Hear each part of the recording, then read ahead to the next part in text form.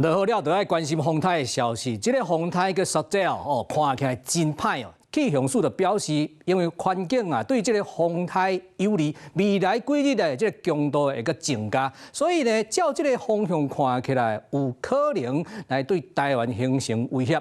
但是，這個風台來進前啊，這幾日啊，西南部的縣市啊，愛嚴加提防。過中晝了，攏會單雷公落大雨啦。過頭變大雨，較袂遐熱，這可能嘛是風台瓦近的關係。風台沙德佇關島東邊海面，未來5天向西北轉西北西往烏基納瓦過，有可能變成強烈的風台。歐洲無熱路線有可能影響到咱台灣。這種模擬正在增加，就是說它北邊的高壓呢，其實勢力是很弱的，我沒有能力把它讓它這個大回轉，所以它很有可能就會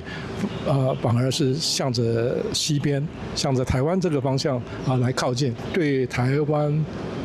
這個警戒區造成這種威脅的幾率就大幅的提高了。由於它在所處的這個海洋跟大氣的條件都算是相當不錯哦，所以預計在這一個颱風的話，在未來這一段期間來講的話，是會有穩定增強的一個趨勢。當沙德爾後禮拜三到烏基納瓦會出現2個轉折點，這個高壓若繼續遐強，那呢就會向咱台灣來；若是這個高壓無遐強，就會西緯北邊往日本、韓國過去。這個颱風也同樣會達到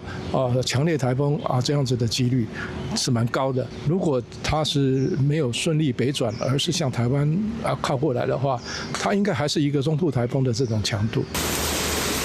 氣象專家分析，沙德爾的路線大概到禮拜才會較明朗。不過今日開始，台灣的西南邊已經變天，低壓帶慢慢刷對北邊過來。西南邊鹹水的水汽經過台灣，西南邊的縣市有透風閣兼雷公雨。後來是一路擴散到中部、北部，雨會落到2號，攏愛嚴防過度了後，雷公死那加熊熊變大雨。